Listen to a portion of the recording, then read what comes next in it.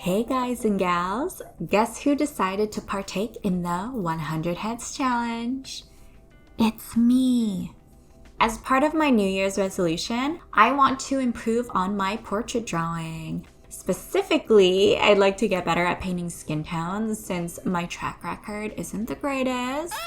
I really like the idea of the slow living movement, taking our time, enjoying life, and being kind to ourselves when we don't meet an arbitrary timeline that we set out to achieve when it comes to our goals and life plans.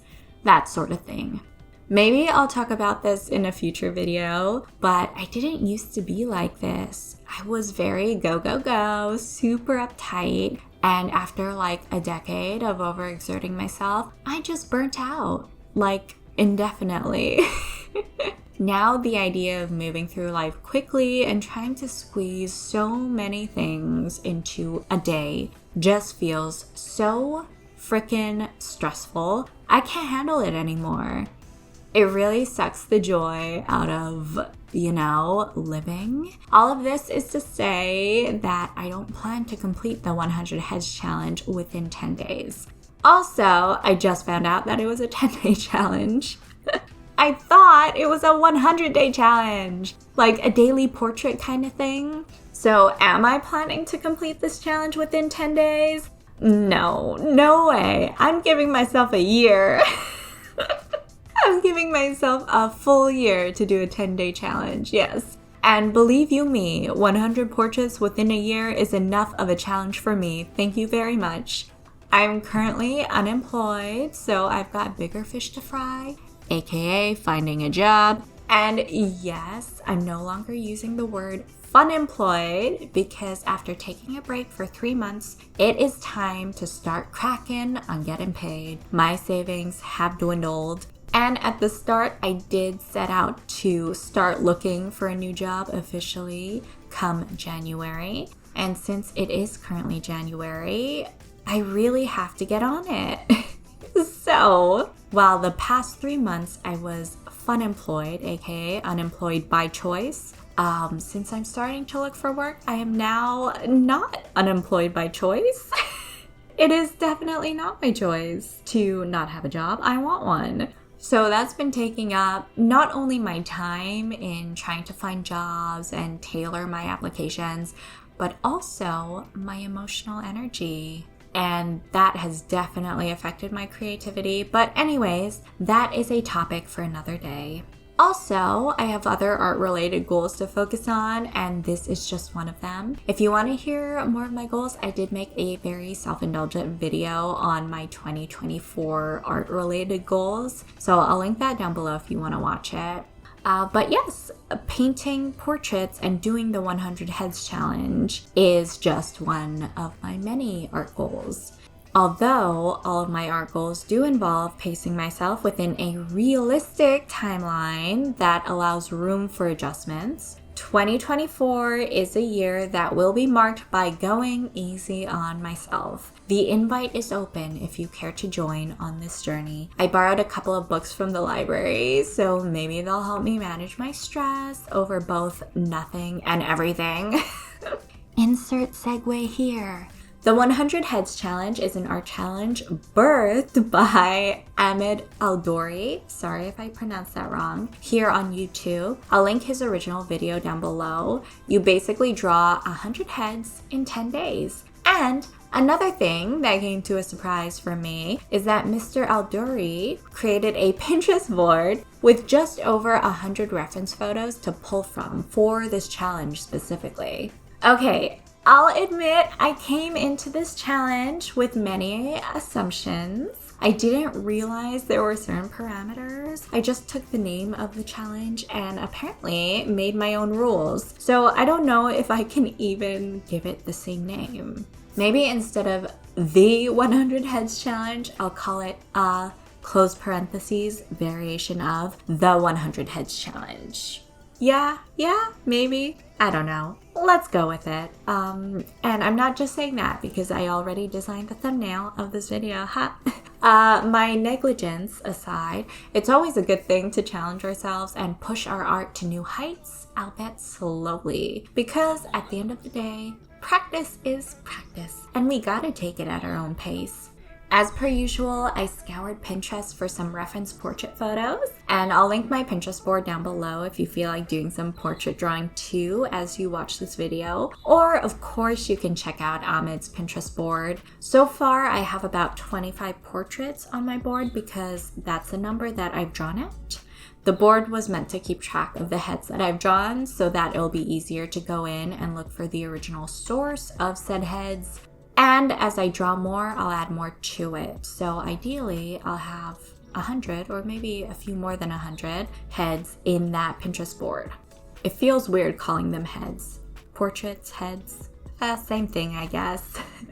Since I haven't chosen all of my reference photos yet, I'll likely check out Ahmed's Pinterest board now that I know that it exists and pull from those references as well. I know I've bent all of the rules already, but going forward, I might as well try to paint some portraits from the references that were hand-chosen for this challenge. For this video specifically, I found 9 photographed portraits to sketch out, and I actually drew these maybe a month ago to prep for the challenge, then set them aside because the thought of painting 9 portraits, albeit small and rough, was kind of intimidating. But eventually, I sucked it up, and here we are. So I decided to paint each row using different methods that I've seen on YouTube. I don't want to direct you just yet to the people I pulled techniques from because I don't want to taint anyone's reputation. Hear me out, okay?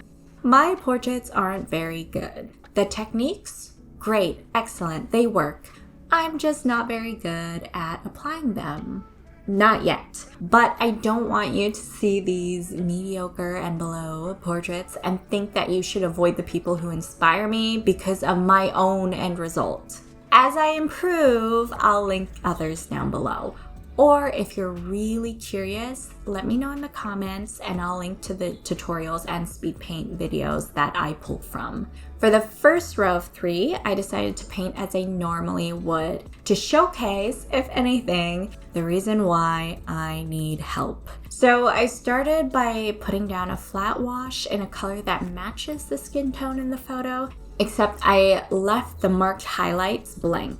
I then added a bit of red and pink in the high blood flow areas, like on the cheeks, the nose, ears, again avoiding the marked highlights. Then I use a darker color of the skin tone to map out the marked shadows. And while the paint is still wet, I soften the edges of the shadows with a slightly damp brush.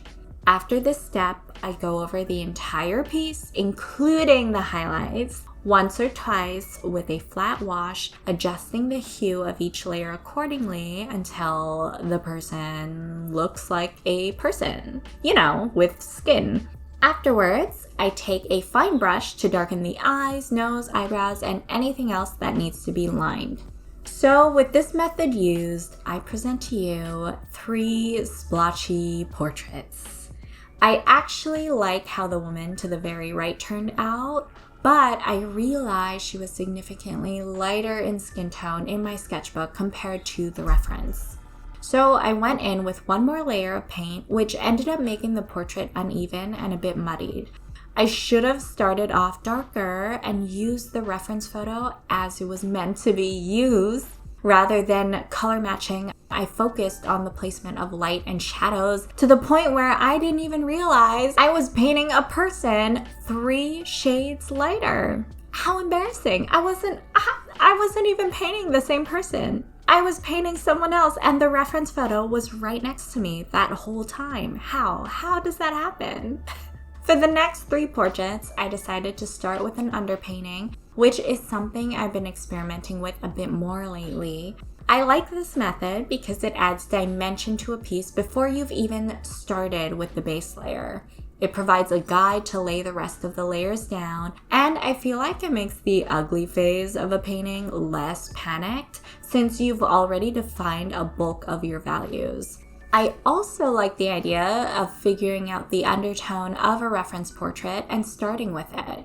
For an amateur like moi, I just find it a lot easier to incorporate undertones in the start, rather than trying to layer them later on. I've seen some expertly replicated portraits out there, and honestly, I don't think I'll ever get to this point. Never say never, I know, but right now, as it stands, I don't know if it's gonna happen, guys. But you know what? I'm okay with that because I do like portraits that take their own liberties when using unconventional colors or really emphasizing the subtle greens, blues, and purples in skin and bringing them to the forefront. Here are some examples of what I'm referring to. Overall, I think these portraits turned out significantly better than the first batch. I'm pretty happy with them. The colors are deeper and richer. The portraits feel more vibrant and alive because of the different colors used. The portrait on the right could use more defined values. I think she turned out a bit too dark in that I should have kept the highlights lighter. But I'm really proud of the two on the left, and comparing this method to my typical method and painting these batches of portraits right after one another really helped me realize that my way of painting skin tones is thoroughly inferior to anything else out there that anyone else has to offer on so many levels. The richness and dimension in the skin tone of my worst portrait out of these three is still so much better than any of my last three. So that just goes to show I need to lean into methods that play more with colors. I can't be afraid of that. Let me know what you guys think about this second row compared to the first. So this is what I have so far. This was using my technique. I don't like how her skin tone turned out. It's very uneven and very splotchy, and that was my mistake. Her cheeks look super awkward.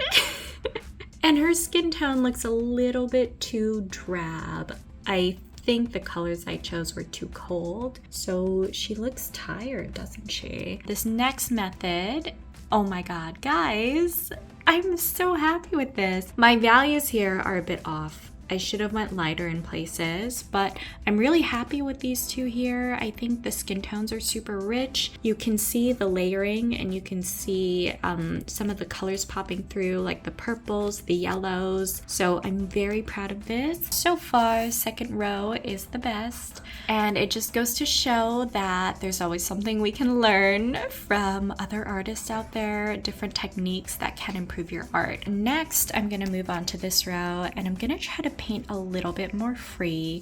I'm going to use the wet on wet technique to paint the skin tone, the base, and then just put shadows over top and do little touch-ups, and hopefully it turns out well.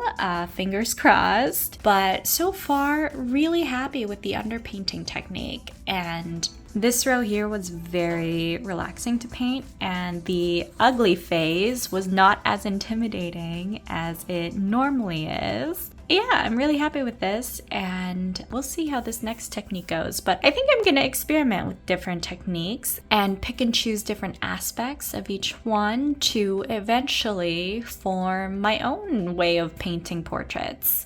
So far, so good. Also very time consuming, but I'm having a good time. Finally, for the last three portraits, I used a wet on wet technique for the base and built from there. I attempted to paint more loosely and in a way that's a lot more expressive and messy. Not the greatest combination for an amateur painter of portraits. This technique was probably better suited for the pros. After all, you have to know the rules before you can break them. And apparently, I'm not even acquainted with the rules. We're more like distant coworkers or something. Still, it was fun to experiment, and maybe sometimes it's worth breaking the rules before you even know them.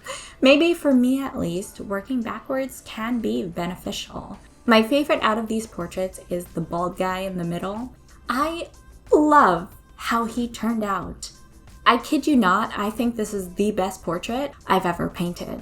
The dimension in his skin is awesome. The colors just dance so well together. I really leaned into playing with my reds, blues, and yellows and layering them separately until they formed a coherent skin tone. I was afraid at first to go too dark with the shadows, but turns out I kept repainting them quite a few times because the value just wasn't where I wanted it to be. I definitely put down far more layers than was necessary, and for the next batch of portraits, I really want to work on reducing the number of layers and just use more paint. I don't want to be fearful of putting bold colors down, and the only way to tackle this fear is to just go into it with confidence, even if I have to fake it. Because 9 out of 10 times I was worried my layer would be too dark, the opposite ended up being the case. I also relied on my Jelly Roll white gel pen to emphasize highlights, which is what it's there for. And for now, I'm okay with this. Maybe when I'm further into this variation of the 100 Heads Challenge, I'll make it a statement to avoid falling back on this pen and work on leaving the appropriate white space where needed. But for now, I just want to focus on developing a technique for painting skin tones that works for me. The next batch of portraits will be another 9 laid out like this. I have them drawn already and they are dying to be painted. So I plan to find 3 more methods / tutorials of painting skin tones just to see what I can pull from each. Then afterwards, I'll Frankenstein together a way of painting portraits that works for me. It's been a while since I've been proud of a sketchbook page. I think I've gotten to the point where there's still so much to learn, but my level of visible improvement is hard to see in the day-to-day. But this sketchbook page of only 9 portraits done in a couple of sittings shows improvement already from the first row to the third. And even though it was a short exercise, it did wonders in demystifying the art of painting skin tones, which is one of my greatest weaknesses and something I've set out to improve on for a really long time now. With the stress of trying to find a new job looming over me, I really needed to feel good about something. And despite not loving everything I painted here, I absolutely adore this page. It's been sitting open on my desk for a few days now and gets me excited about continuing on with this challenge. If you disagree with me and you think these portraits are crap, that is fine. As I like to say, as of now, I guess, all things take time and all art takes practice. That's gonna be my new mantra. If you have any advice at all, feel free to share. I'd really appreciate the help and guidance, as well as comprehensive videos that are beginner friendly. If you have tutorials on your own channel or have any recommendations out in the YouTube world, let me know in the comments.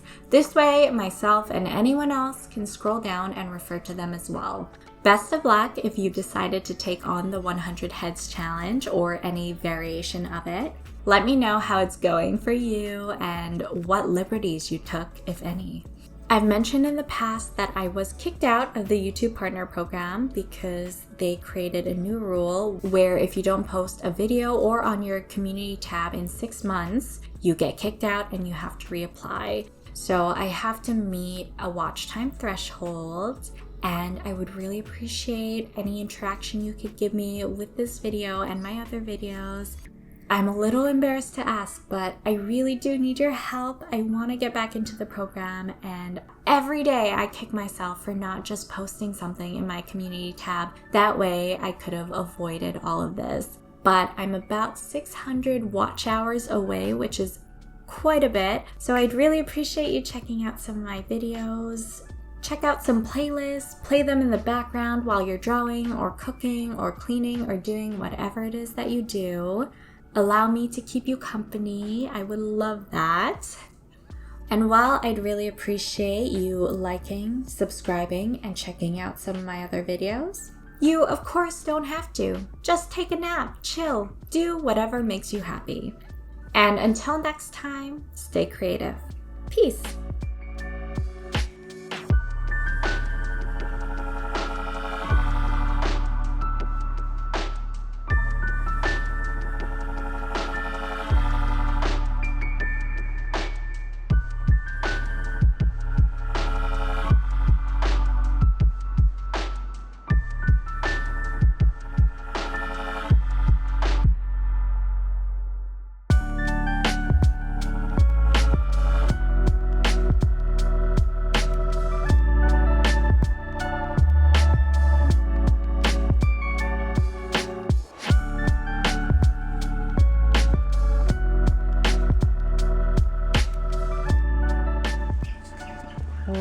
how this was difficult. But I do like how you could see so many different colors.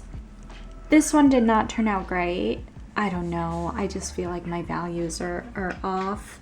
I should have darkened some areas and kept some areas a bit lighter. You know, overall, I'm pretty satisfied with this sketchbook page.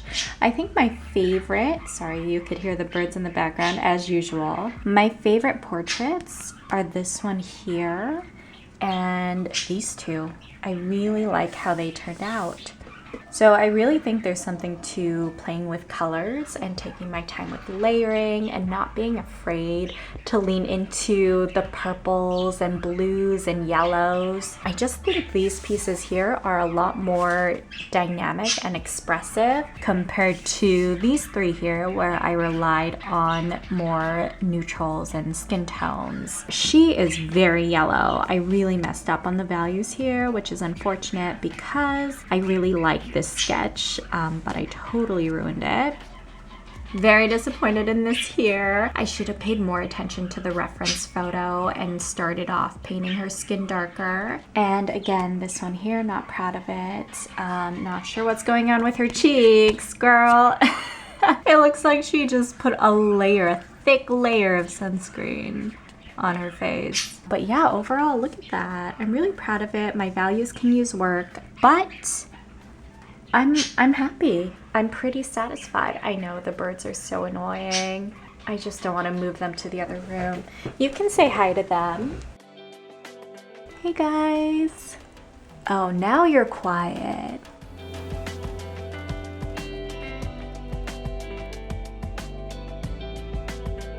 Anyways, this is all I have for you today. I really hope you enjoyed it. And again, if you have any advice or if you know of any tutorials that you recommend for painting portraits, please let me know. I am so keen to learn new techniques and really refine my skills, or just gain the skills, period, to paint portraits properly. Thank you so much for watching, and until next time, stay creative. Peace.